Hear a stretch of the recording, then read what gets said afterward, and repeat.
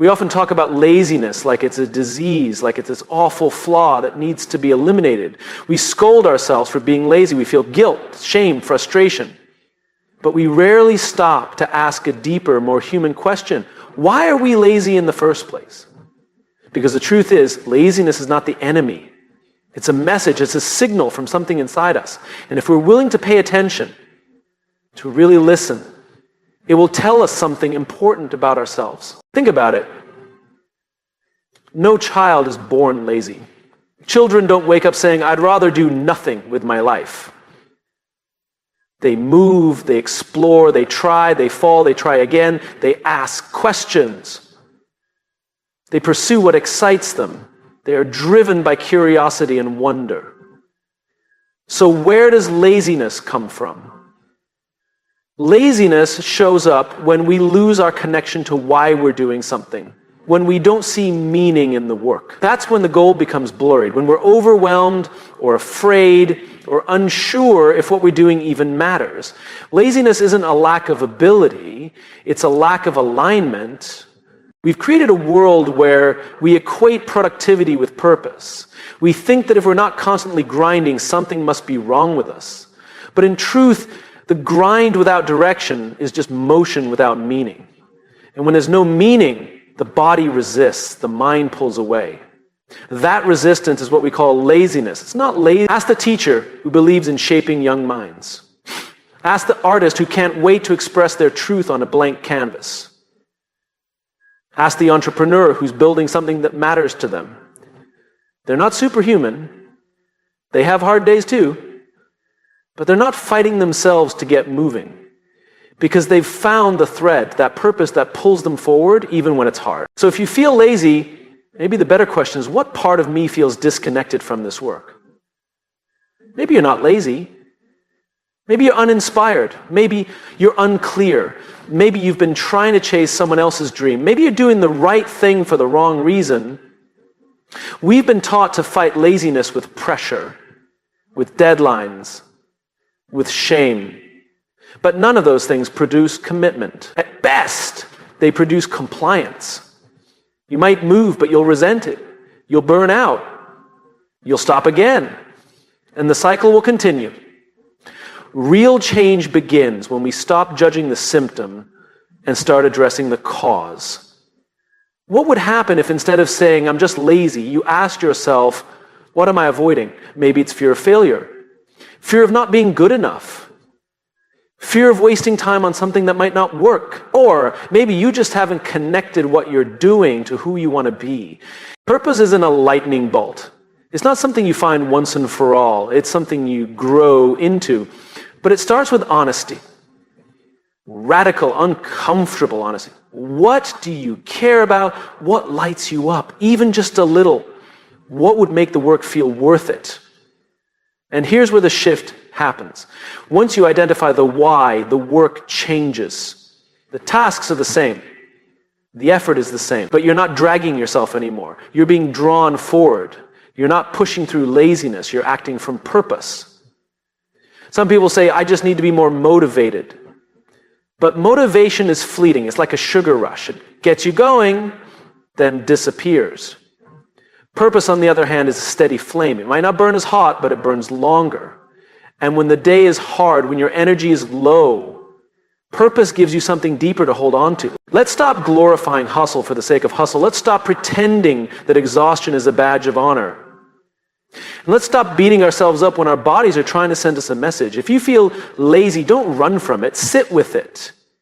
Ask it questions. Get curious. What are you really resisting? What would make you want to act instead of forcing yourself to act? Laziness, when listened to, can become one of your greatest teachers. It reveals the gap between where you are and where you want to be. It exposes what's misaligned. It shows you where something needs to shift. And sometimes the answer isn't to push harder. Sometimes the answer is to pause, to reflect, to reconnect with the reason you started, or to find a new reason altogether. There's a powerful moment that happens when someone reconnects with their why. Their eyes change, their posture changes. They no longer say, I have to do this. They say, I get to do this. And that shift, that single shift, turns resistance into readiness. So, kill your laziness? Maybe not yet. Understand it first. Study it. Find the root of it. Because laziness isn't a weakness, it's a whisper. A whisper asking, is this the life you actually want to live? And if the answer is no, then good. You've just discovered something. You've just met the truth. And from truth, we can build. From truth, we can create discipline, not out of guilt, but out of desire. Not out of pressure, but out of clarity.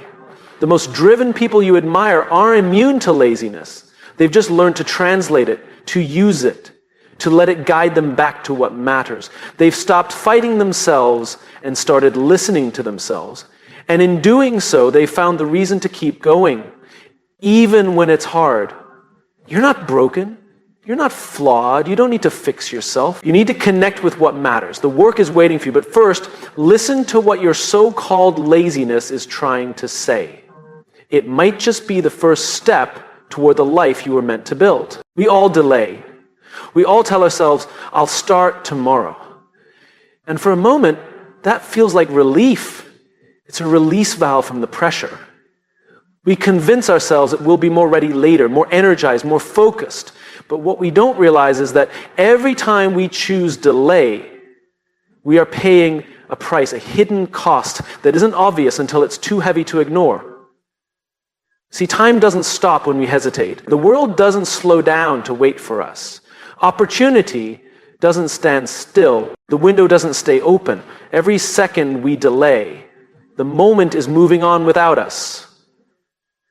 But the danger isn't just in missed chances, it's in who we slowly become when we keep putting off what matters. The cost of delay is identity erosion. Because each time you say, I'll do it later, you're making a statement about who you are.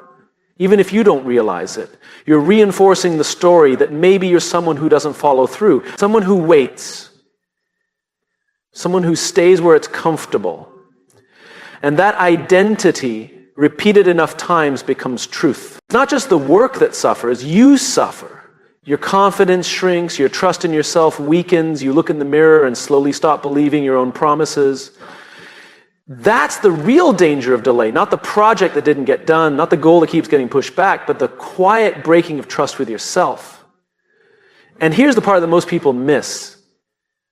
The longer you delay, the heavier the work becomes. Not because the task itself changed, but because your mental and emotional resistance grows. The idea of doing it becomes more overwhelming. The mountain looks taller, the gap feels wider. Delay compounds the pressure, and suddenly what could have been a small effort feels like an impossible climb. We like to tell ourselves that delay is a neutral act, that waiting doesn't hurt anything. But that's not true. Delay always has a cost. Sometimes it's momentum, sometimes it's self-respect, sometimes it's a chance you won't get back. And the longer we ignore the cost, the more we normalize it. We get comfortable with delay. We build lives around it. We surround ourselves with distraction so we don't have to feel the weight of what we're avoiding. We don't do this because we're lazy. We do this because we're afraid. Afraid of starting, afraid of failing, afraid of not being good enough, afraid of what success might require of us. And so delay becomes a shield, a way to protect ourselves from discomfort. But what starts as protection eventually becomes a prison. We trap ourselves in patterns that don't serve us simply because they're familiar. The irony is that most people are waiting for the right time. They say, I'll begin when I feel ready. But readiness is a myth. There is no perfect moment. There is no magical alignment of circumstances where everything feels easy.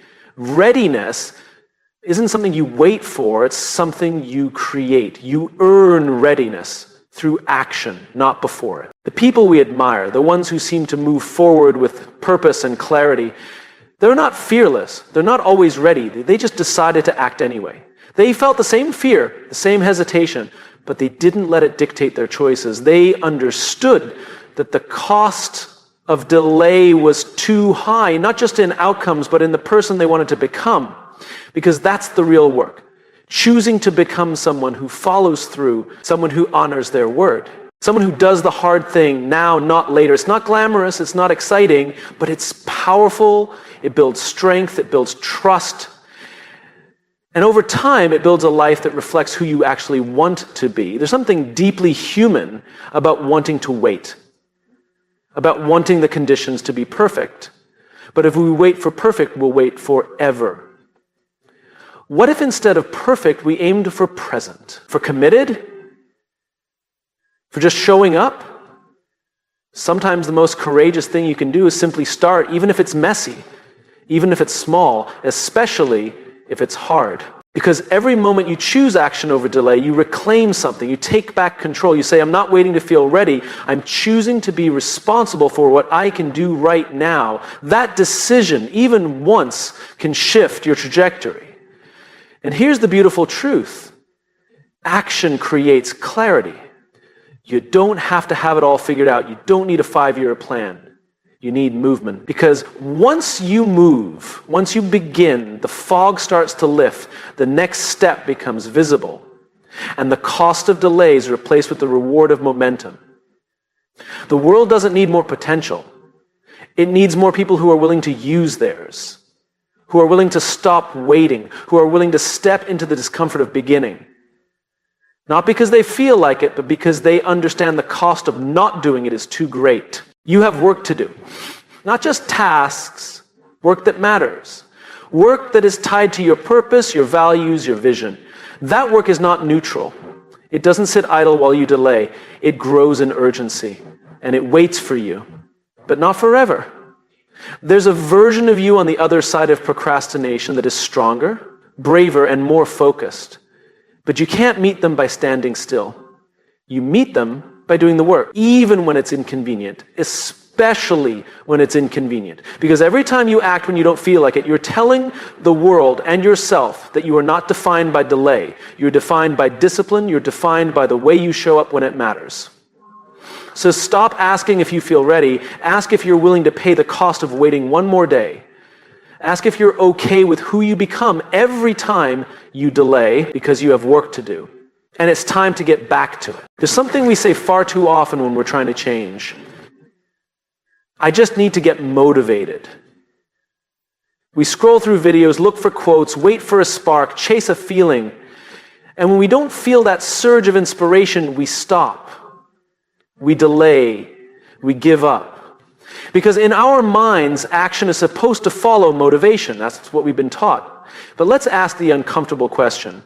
What happens when motivation doesn't show up? The truth is, motivation is not reliable. It's emotional. It's based on how you feel in a moment. And feelings are fragile. They change with the weather, with your sleep, with your mood.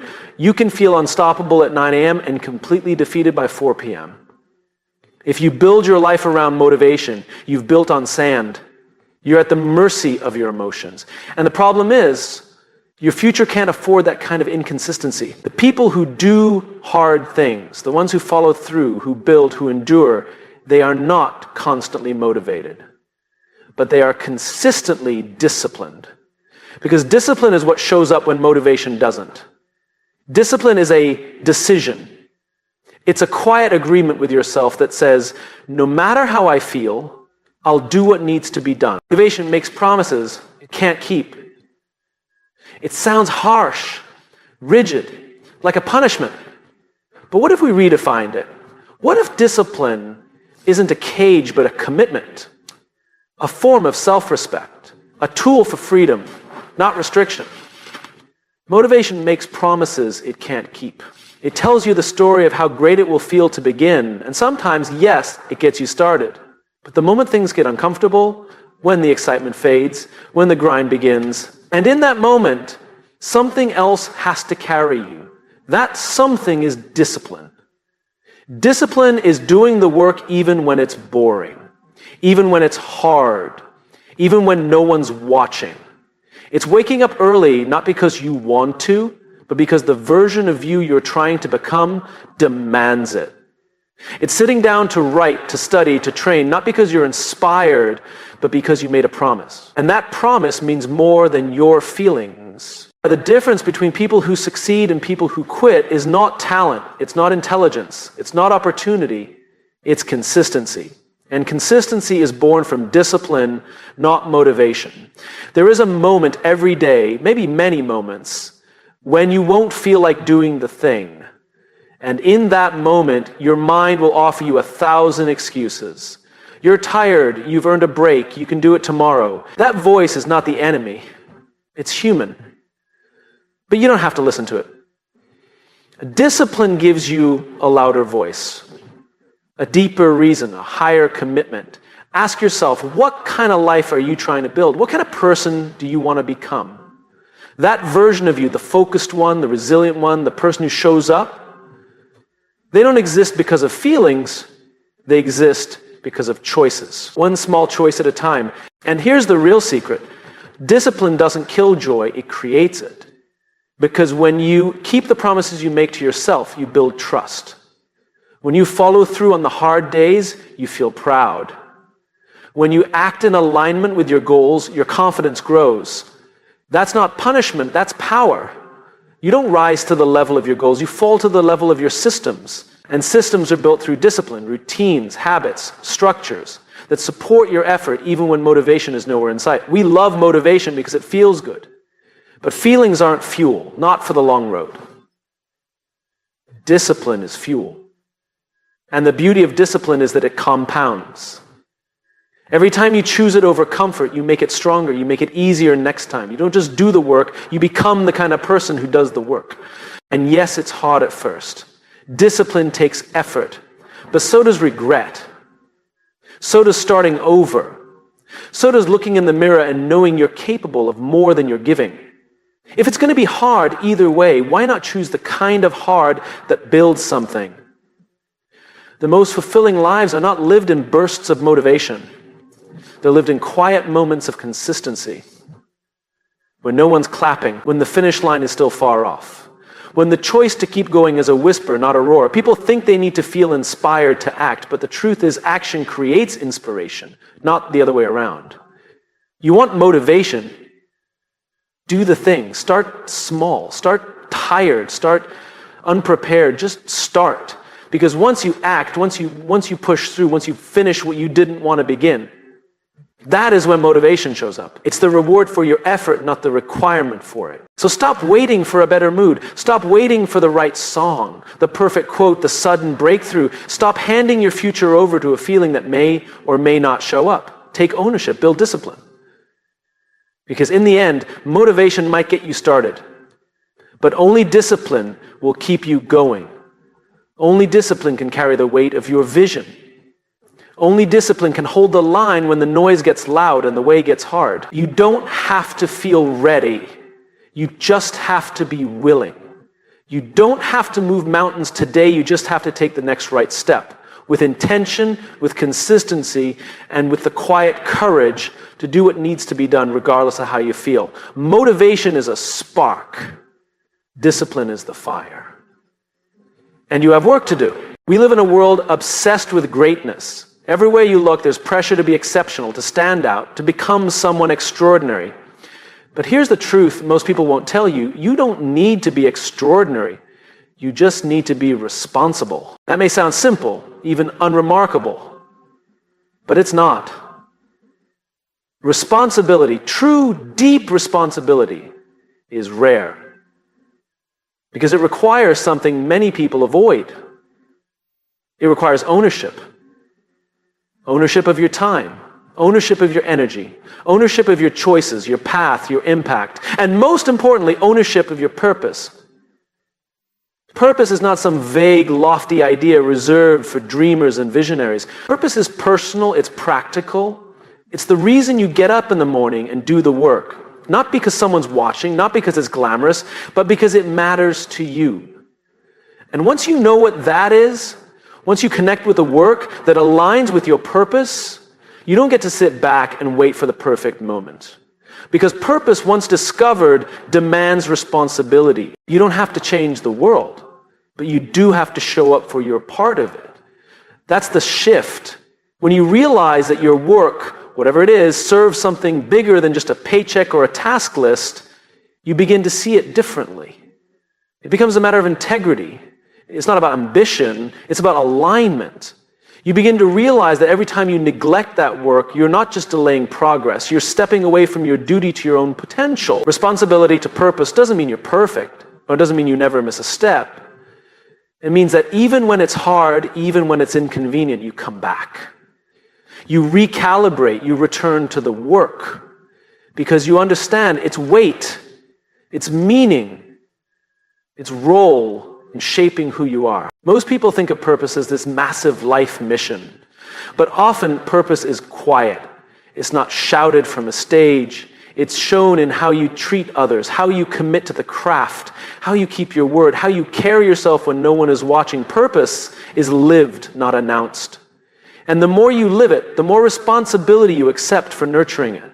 Responsibility to purpose means choosing what matters even when it's not exciting. It means taking the meeting, writing the page, practicing the skill, having the hard conversation, because it aligns with the future you believe in.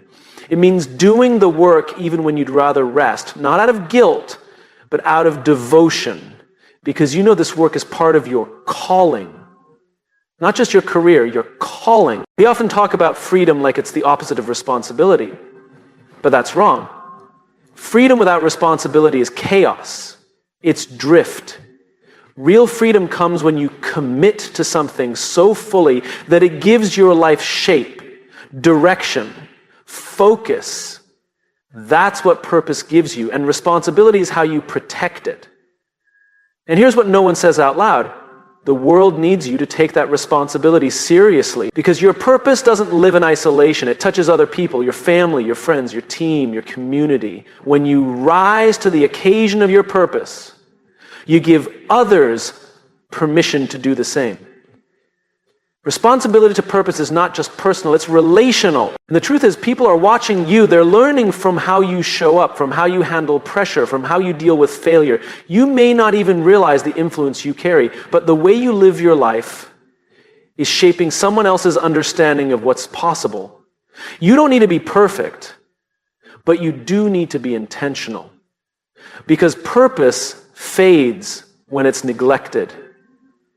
You can't set it and forget it. You have to fight for it, reconnect with it, recommit to it. Responsibility means saying, I may not be the most talented, the most experienced, the loudest voice in the room, but I am someone who will show up fully, consistently, honestly. And that choice, that quiet choice, to take your work seriously, to treat your time like it matters, to give your energy where it has the most impact, that choice creates transformation. There will always be reasons to step back. There will always be distractions, doubts, discouragement. But the people who stay connected to their purpose don't live without obstacles. They just don't give the obstacles more power than the mission. Responsibility doesn't mean you carry it all alone. It means you own your role. You say, this part, this contribution, this effort, this is mine, and I will honor it. And in doing so, you invite others to do the same. Responsibility becomes contagious. It spreads, it builds trust, and that trust turns into progress. Don't wait to be perfect. Don't wait to feel ready. Don't wait to be discovered or validated. Take the work seriously now. Because purpose is not a prize you're given at the finish line. It's a reason to begin again and again every single day. You're not responsible for saving the world, but you are responsible for showing up in the space where your gifts meet a need. That's purpose. And that's where you have work to do. So yes, be disciplined, stay focused, set goals, but above all, stay connected, not just to the outcome, but to the why behind it. That connection turns ordinary work into meaningful work. That connection fuels persistence. It creates clarity, it sharpens priorities. And when you're clear on your purpose, you stop asking, what if I fail? And start asking, what happens if I don't show up. That's what responsibility to purpose looks like. It's not about pressure, it's about presence. It's about realizing your life isn't just something you live, it's something you lead. And leadership starts with owning the one thing no one else can ever own for you: your purpose. We say it so casually, I'll do it later. It rolls off the tongue like it costs nothing, but that sentence carries more weight than we realize. Later is not just a delay, it's a gamble, a quiet hope that time will wait for us, that we'll have the energy, the opportunity, the motivation when we finally decide to act. But time doesn't work like that. Time doesn't wait, time doesn't pause, time doesn't rewind. And here's the hard truth: you don't get time back. We treat time like it's unlimited, but it isn't. It's a currency we're always spending, whether we like it or not. And unlike money, unlike energy, unlike opportunities, once it's gone, no refunds, no do-overs, just moments you either used or lost. Minutes that either mattered or disappeared. And the scariest part is that we don't always notice the loss right away. We feel busy, distracted, entertained. But when the noise fades and we finally look back, we realize how much of our life we've spent putting things off, promising ourselves we'd begin tomorrow. The question isn't whether we waste time. We all do, in ways big and small. The question is, how long are you willing to keep doing it? How long will you let laziness disguise itself as rest? How long will you let distraction wear the mask of productivity? How many days are you prepared to spend waiting for a moment that may never feel right? We imagine we have all the time in the world, especially when we're young or comfortable or surrounded by distractions. But time is not a guarantee. It's a gift. And the value of that gift increases the moment you recognize its limits. Because once you see time for what it really is, not endless, not forgiving, but fleeting, you start to treat it with the respect it deserves. You don't have to live in fear of time running out, but you do have to live in awareness of it. That awareness changes how you wake up. It changes what you prioritize. It changes the excuses you're willing to entertain. Because when you realize every day is a day you don't get back, you stop waiting for perfect conditions. You stop making decisions based on comfort. You start asking better questions. Is this worth my time? Will this move me forward? What would I wish I had done with this day if I look back a year from now? Too often we confuse movement with progress. We stay busy. We fill our schedules. We check boxes. But none of that matters if we're not moving in the direction that matters to us. Time is only valuable when it's intentionally used. You can't buy back last week. You can't redo yesterday, but you can choose differently today. And that's where your power is, not in reclaiming the past, but in reclaiming your priorities. There's an urgency we must learn to live with, not panic, not pressure, but purpose, a deep understanding that you've been given this moment, this day, this opportunity. And what you do with it shapes what comes next. You are building your future with the bricks of each passing hour. And if you're not laying those bricks with care, you may end up somewhere you never meant to go. That's how regret happens. Not all at once, but little by little. It sneaks in through days we didn't use well, conversations we never had, chances we kept saying later to. We think we'll have time to fix it all, to start over, to get serious. But the people who live with the deepest regret aren't the ones who failed. They're the ones who waited.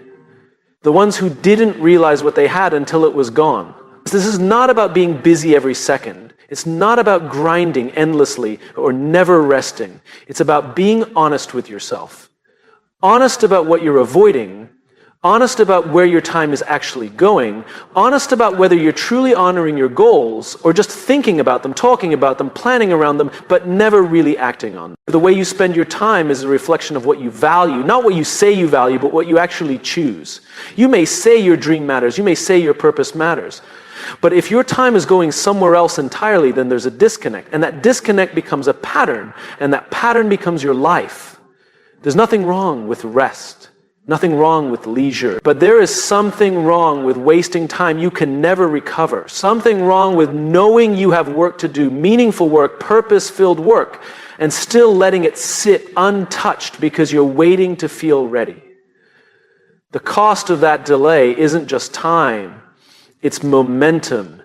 It's confidence. It's trust in yourself. But when you really think about it, what would it mean to live a life where your time matched your intention? What would it look like to go to bed each night knowing you didn't waste the day, not because you did everything perfectly, but because you did what mattered most? What kind of impact would that version of you make? What kind of peace would that bring? You don't get time back. That fact alone should light a fire in your gut. Not fear, focus. The clarity to say no to what's stealing your attention. The resolve to stop putting off what you were born to build. The courage to begin now. Not later, not eventually, but now. Because now is all you have. And now is enough. You have work to do. Not someday, today. Not when you feel like it, now. The clock isn't waiting, the world isn't pausing. And your purpose isn't going to fulfill itself. So stop treating time like it's infinite. Start treating it like it's precious. Because it is. And you don't get it back.